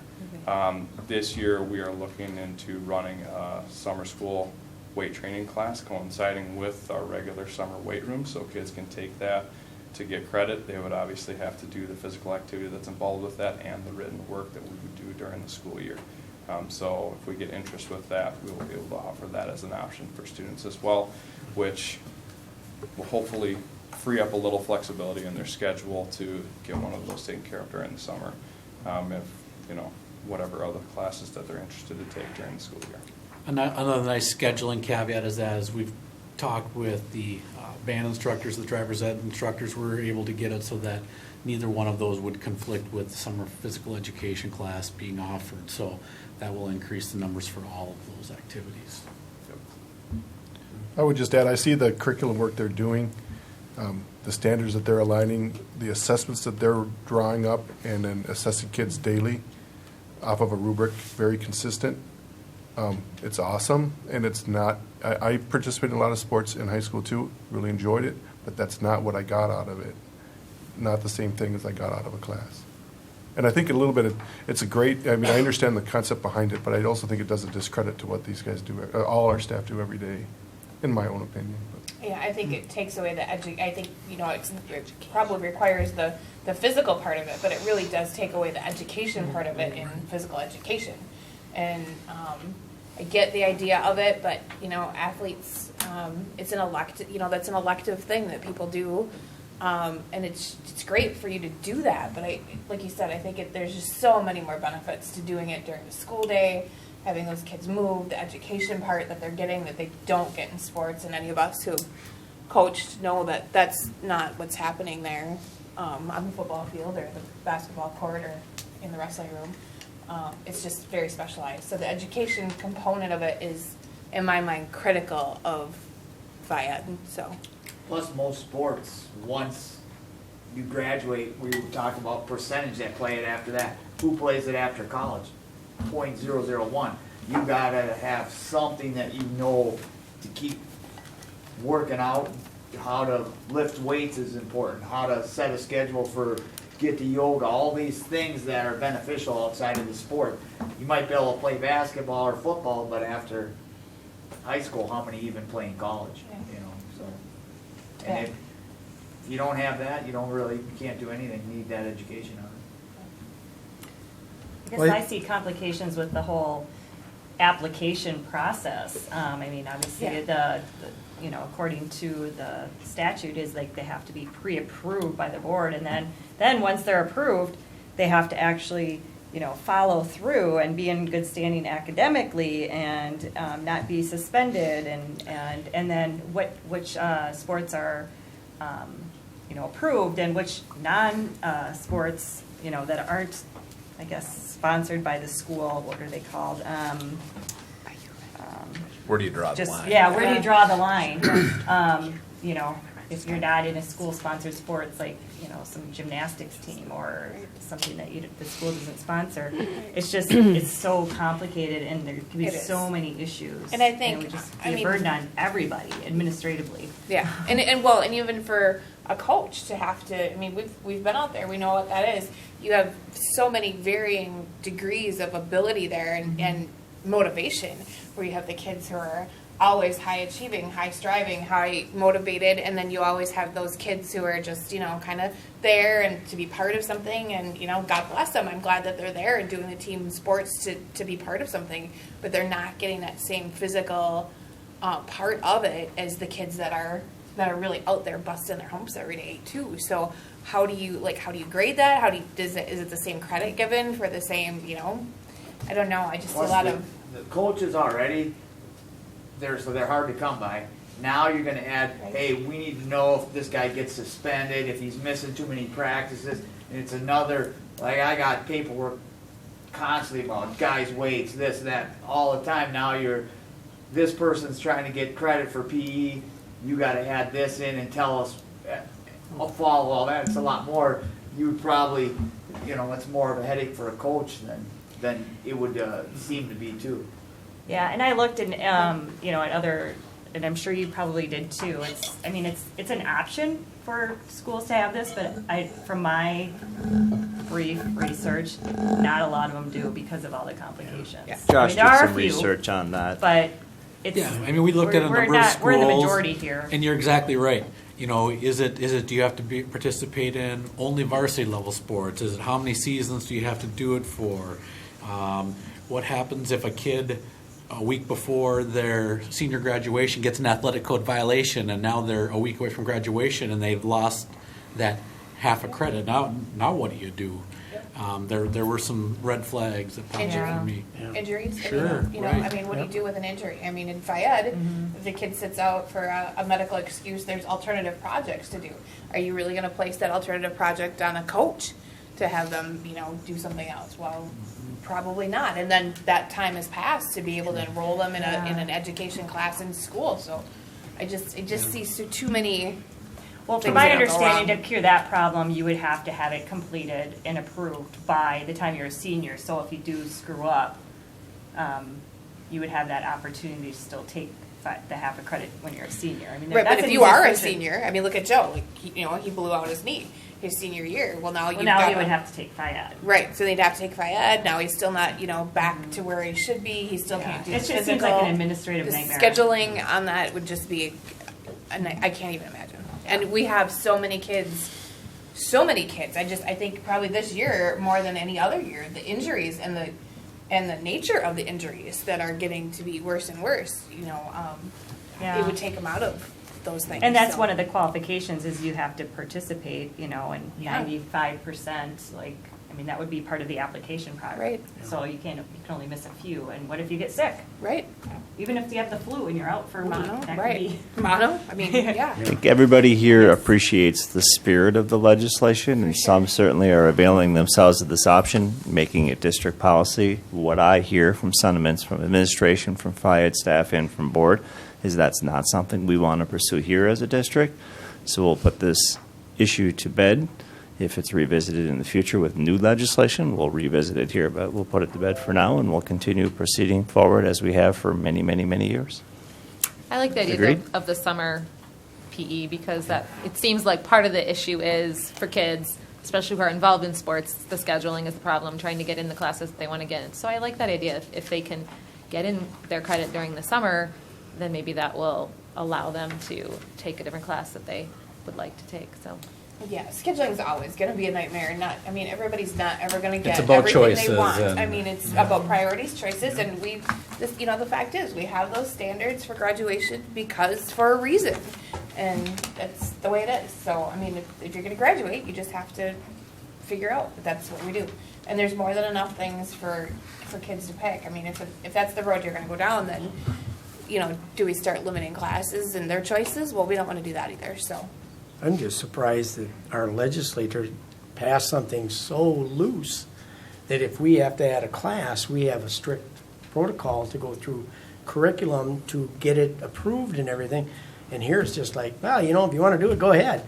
I'm not It's kinda like, entirely oh. surprised that they would have passed something that's nondescript and broad. This has happened Yeah, they before. don't want to get in trouble. Couple of times. Because, to. yeah.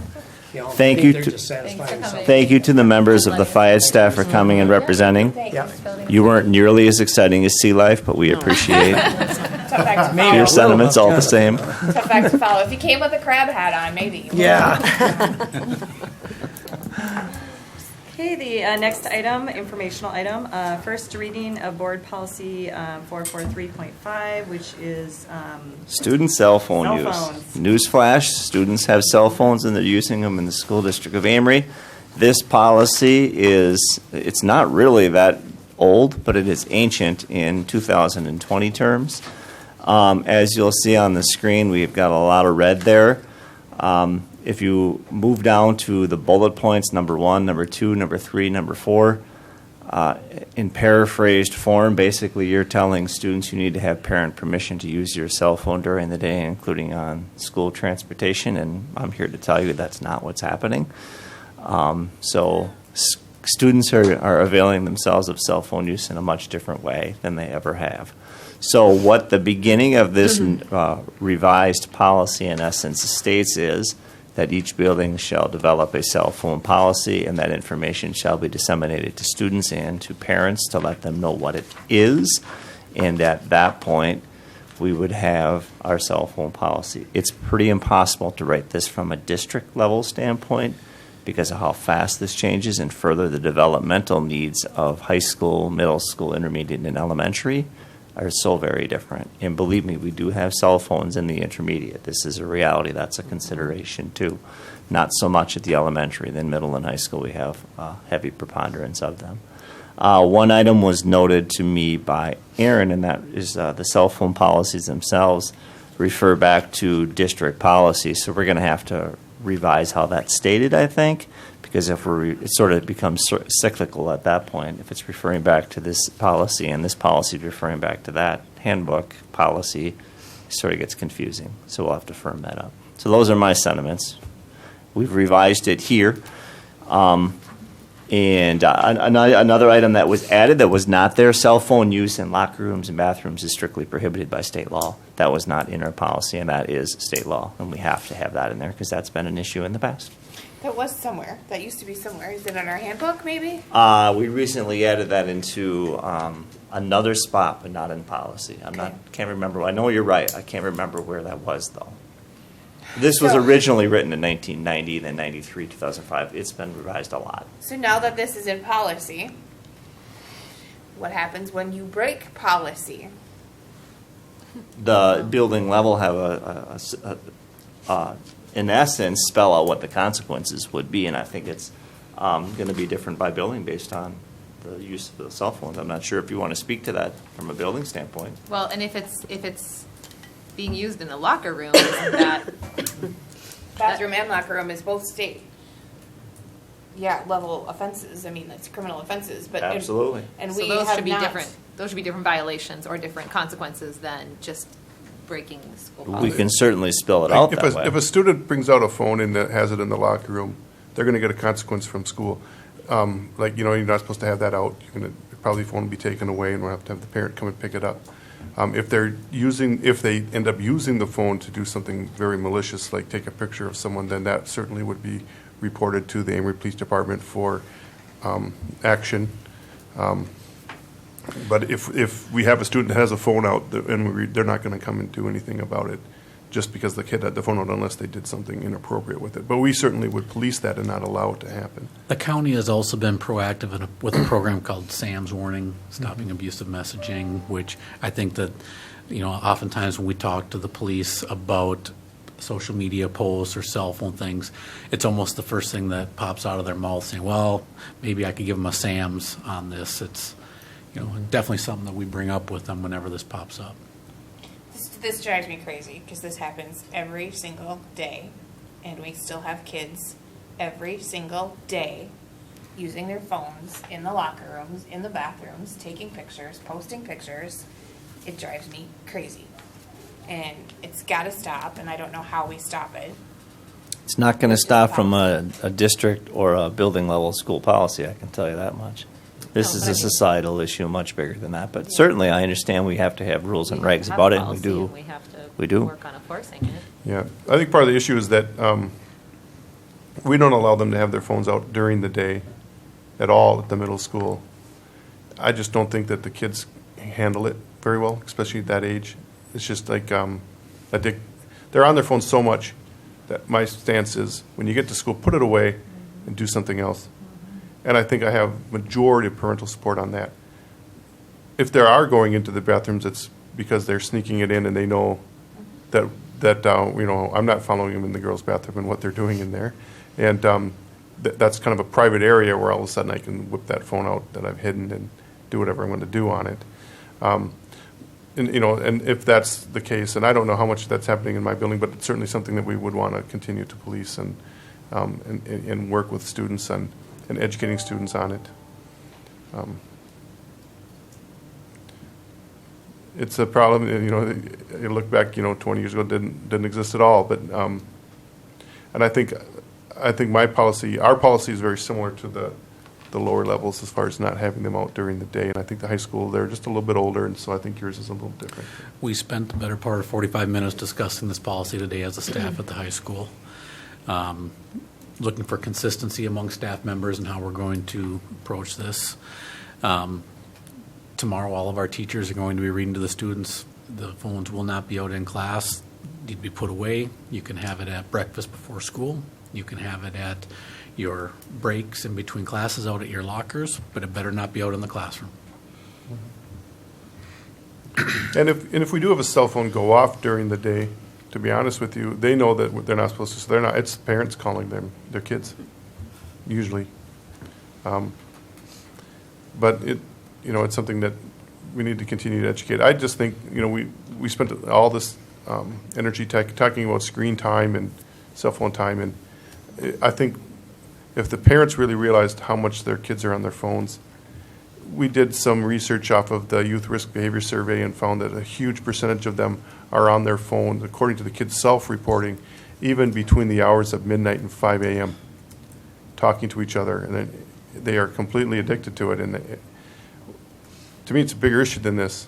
But we really need to stop and step back on and helping parents, too, educate on this isn't good for your kids, the amount of time that they're on this technology. And there needs to be a really a fine line drawn for everyone on how much time, including adults and myself. I look at and don't ask my wife how much she thinks I'm on the phone. So it's an issue to definitely work on. Yeah, I guess I get the whole thing, but the bigger one for me is the locker room and bathroom where we have kids taking pictures, and posting, every single day, and we're not doing much about it. I Well, know when it's we hard know to- about it, we are. I know it's hard to know. I mean, if you're posting, If someone, unless you're- if someone presents that to us, or we get that social media and brought to us in some other way, we always pursue it then. But do we always know about it? I would say absolutely not.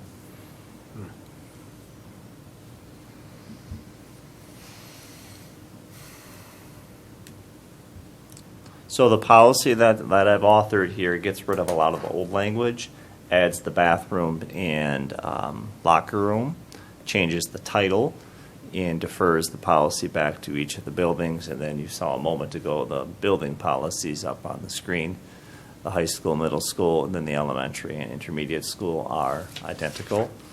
And this is an informational item. We can certainly weigh in on further changes if we want to next month. But I think this is a giant leap in the right direction, because I don't know that parents want to monitor and give permission to their kids to use the cell phone on the way home from the basketball game, because that's happening right now. So. Yeah, I mean, I would just say, the policy now says the school district of Amery shall allow students to possess and use cell phones during the school day on school premises and at school-sponsored activities. So I don't know if I like that language, because then, Probably should be may instead of shall. then we're saying, at least at the 3 younger schools, that they can't use it during the day. Mhm. So we'll firm up some language, I think is what we're looking Yeah, I at. think I shell's think pretty that- a strong word. I mean, it's right, almost, it's like it saying that should we almost say they say- can, and then you say they can't, and It then should that say sounds. may. Or Yeah, just and at the then- end, just write at approved times.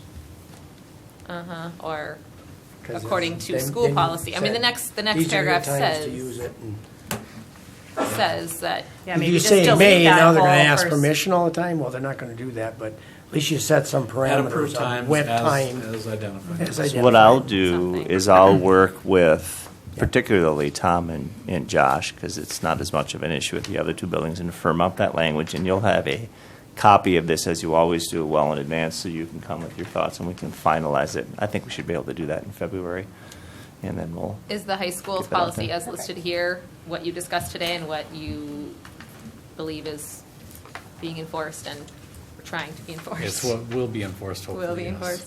And sentence number 2, Shar, says, make sure we keep the cell phones out of the locker rooms and the restrooms. I don't care if you got to have a box out there after, I practice or whatever. I don't know. Or There must during be some technology that FIAD. would enable a signal. Oh, I'd love that. There is actually, and it's been met with tremendous controversy, and I'm not sure that I'm ready for that controversy, and nor are you. Oh, come on! I think there's one set up next to my office, because I have no service from 8 a.m. to 3 p.m. So don't ever try to text me, because I won't be able to get back to you till 3:30. Yeah, well, and then, with the schools too, with the school policies, they need to be, not referring to the school board policy. So Yeah. those will need to get changed also. Sure. I mean, like if students are caught with their phone, are they given a 1-hour detention or do they get a warning? We're actually, we tweaked our consequences today. If you're interested in what we're doing, we're basically confiscating the phones based on the offense for, they'll get it taken away and they get at the end of the day. Second offense, they're going to turn it into us for a certain number of days every day. It hits them far more than serving a detention. Do they get it back in the evening? Is that- Yes. Okay. Yeah, by law, we can't keep it, right? Okay. We can keep it during normal hours of school, however. Yeah, No. got it. And do you, like you have, students are allowed to use their cell phones with teacher permission in classroom environments. Do you have teachers We that? do. Mr. Schieffer brought up a scenario today where we actually have software where they were doing a lab today, and the data was going from the probe to their individual cell phones. So yeah, realistic examples. Mr. Ganji was telling me today at the work site, the boys were on YouTube today because they had to solve a problem on the house construction process. So yes, there are times and places where, all right, get on your phones, you know how to do this quickly, solve this problem. Yeah. My daughter just said one time, the teacher said, pull out your phones. She's like, I don't have it with me. I don't bring it. Good for her. So, There's a difference between that and taking selfies in the locker room. Yeah. Point well Yeah. taken, I get Yeah. it. Absolutely. yeah. Okay, we'll revisit this in February. Next on the informational item list is the April school board election. April school board election, we have one at-large position. We have 2 candidates for that position. Erin Hosking, who is defending her seat, and Emily Bremnes. That election day is Tuesday, April 7th. Okay, moving on to action items. The first one, middle school oven purchase. We have 3 bids for a middle school oven purchase submitted to the district by Stacy Nelson. The bid that she would like us to go with is Trimark. It is the second highest, but it's what we've had in the past. This is her recommendation. It's getting to be dire straits at the middle school in regards to that oven. Yes, it's pricey, but that's also why we're here. Anything over $5,000 we bring here. $18,000 is well in excess of $5,000, so that's her recommendation. And we don't remember where the other combi oven was purchased. I don't, Which sorry. school that was? 'Cause It's not middle, I know that. so it wasn't the middle school. This wasn't like this was on warranty or anything like that, right? That's not the situation, no. It's just old and This was not the old working one. very well. Okay. I remember we talked about, I think, the middle school needing an oven. This has been on the on the deferred radar maintenance list for quite some time.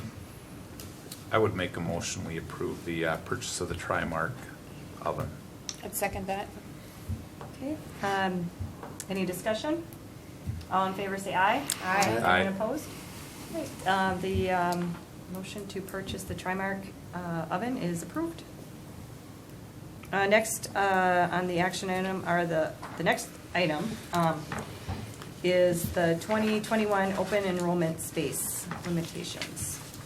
So each January, the board needs to look at and approve any closures of programs related to special education and regular education. So that's what this is. And the recommendation here is to designate 15 seats for early childhood special education, as well as 14 seats for the intermediate social skills and behavior program.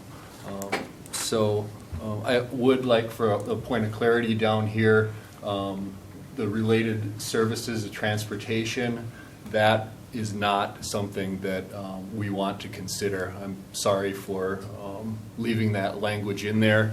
That changed in 2018. So if a student with special education service of transportation on their IEP required a long distance ride far outside of what we would normally provide, there's a method now to bill essentially the resident district for that transportation cost.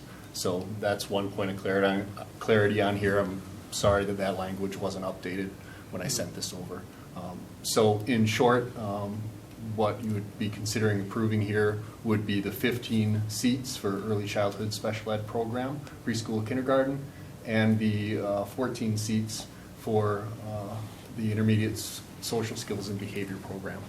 And by state statute, all districts have to take action in the month of January on what their limitations are going to be, if any. Do So we not have any limitations for like first through second grade? Just because I noticed you have preschool through kindergarten and third through fifth.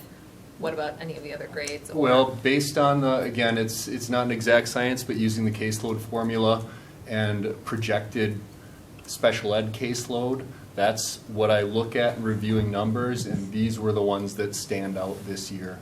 Again, kind of a moving target. You don't know how many move-ins you might have over the summer. You don't know how many requests for open enrollment potentially that you're going to get. So, I review the numbers the best that I can using that caseload formula as a start, and then sort of look at caseload for our special ed teachers and determine the seats from there. So those are the ones that These stand are the out two that this are like, year. Are these the two that we feel like we need a cap on because they're close? Correct. For Okay. example, last year, the middle school, we had approved a certain number of seats or closure for that program. This year, these are the two that are standing out in terms of caseload size. Okay. Thank you.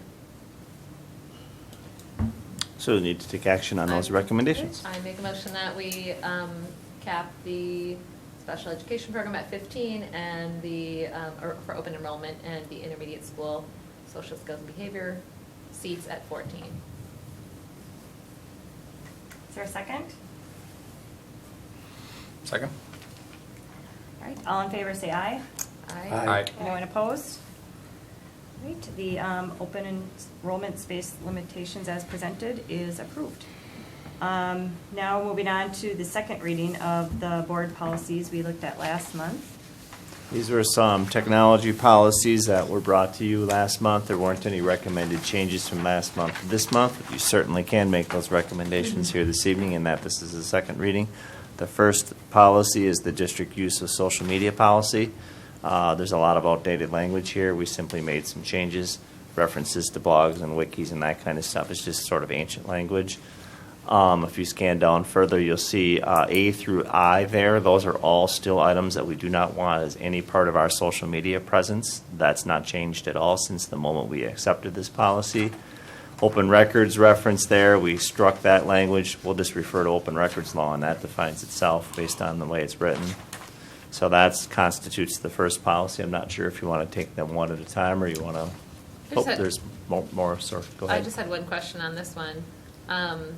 So when it says district and staff social media sites, we're talking about personal sites? No. We're not Anyone personal that creates a site that's a representation of some activity that we have here at school, such as the Amery FFA site, not any personal sites. Okay. But note in this policy, you can't represent yourself on behalf of the district on your personal site. That's your own personal site. But good question, because people get that mistaken sometimes. And we hold that number 7, no employee shall hold themselves out as representing the school district or the school board, et cetera, et cetera. We merged some policy. This language still remains. So that is all of 821. And you'll see as we move down, some policy, as in that this has been merged, just gets struck from the record altogether. The wiki stuff, it's all gone. We don't do wikis anymore. The Facebook page creation, that's also very old. So that's gone. The use of district technology, we get rid of in chat rooms because we don't really do chat rooms anymore.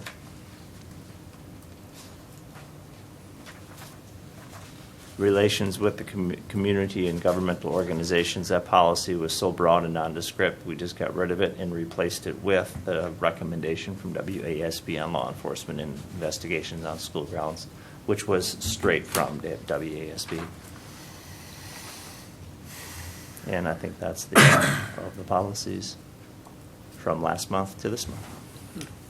And then if this does get approved, it would just have the year 2020. Yep. At the end.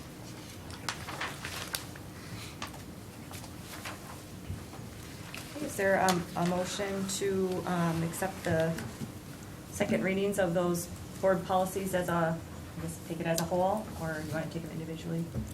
I would make a motion we approve them as a whole, as presented. Second. Okay, all in favor say aye. Aye. Aye. Anyone opposed? All right, the second readings of the board policies 821.2, 865, and 882 are approved. All right, the last item, personnel action. There's one personnel item here, school nutrition employee, Fadia Sala.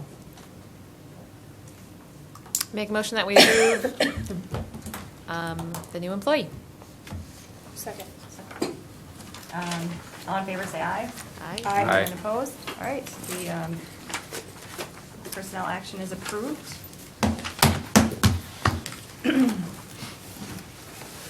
Now I'll take a motion to move into closed session to consider employment, promotion, compensation, or performance evaluation data of any public employee over which the governmental body has jurisdiction or exercises responsibility in order to take personnel action pursuant to Wisconsin statute 19.85 sub 1C, conferring with legal counsel for the government body who is rendering oral or written advice concerning strategy to be adopted by the body with respect to litigation in which it is or is likely to become involved pursuant to Wisconsin statutes 19.85 sub 1 sub G. Our motion. So moved. Is there a second? Second. Okay. All in favor, say aye. Aye. Aye. Anyone opposed? Can I caveat All that right. with a 5-minute recess? Oh, I got it. Roll call. Oh, sorry. Roll call. Aaron? Yes. Star? Yes. Dale? Yes. Keith? All right, yes.